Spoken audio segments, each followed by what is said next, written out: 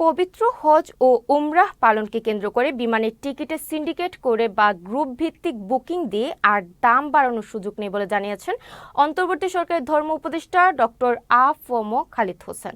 দুপুরে কক্সবাজার জেলা মডেল মসজিদ ও সাংস্কৃতিক কেন্দ্র উদ্বোধন অনুষ্ঠানে তিনি একথা বলেন। ধর্ম উপদেষ্টা বলেন, বিমানের টিকিট নিয়ে অব্যবস্থাপনা, সিন্ডিকেটের খবর পত্রিকায় এসেছে। এজন্য এরই মধ্যে প্রবাসী কল্যাণ মন্ত্রণালয়, আইন মন্ত্রণালয়ের উপদেষ্টা এবং প্রধান উপদেষ্টা আরও অন্যান্য মন্ত্রণালয়ের সহযোগিতা এবং নীতিমালা করা হয়েছে। এখন টিকিট বুকিং করতে গেলে পাসপোর্ট নম্বর দিতে হবে। এখন টিকিট করতে গেলে সংশ্লিষ্ট যাত্রীর পাসপোর্ট নম্বর দিয়ে করতে হবে এবং 3 দিনের মধ্যে যদি তিনি টিকিট না কেনেন তা বাতিল হয়ে যাবে।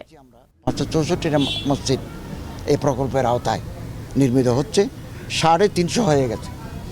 মোট 564টা মসজিদের জন্য 9,500 কোটি টাকা সরকার খরচ করবে। এতে বৈদেশিক কোনো অনুদান নাই, কেবলমাত্র বাংলাদেশ সরকারের অর্থায়নে এই মসজিদগুলো হচ্ছে। আরও 214টা আমরা নির্মাণ করব। সাইট সিলেকশনে অতীতে কিছু অনিয়ম ছিল। আমরা যে মসজিদগুলো আমাদের সময়ে করব, এগুলো সাইট সিলেকশন, ফিজিবিলিটি স্টাডি, গণপূর্ত অধিদপ্তরের ডিজিটাল সার্ভে, এগুলো আমরা প্রপারলি করে যেখানে মসজিদের প্রয়োজন সেখানে করব।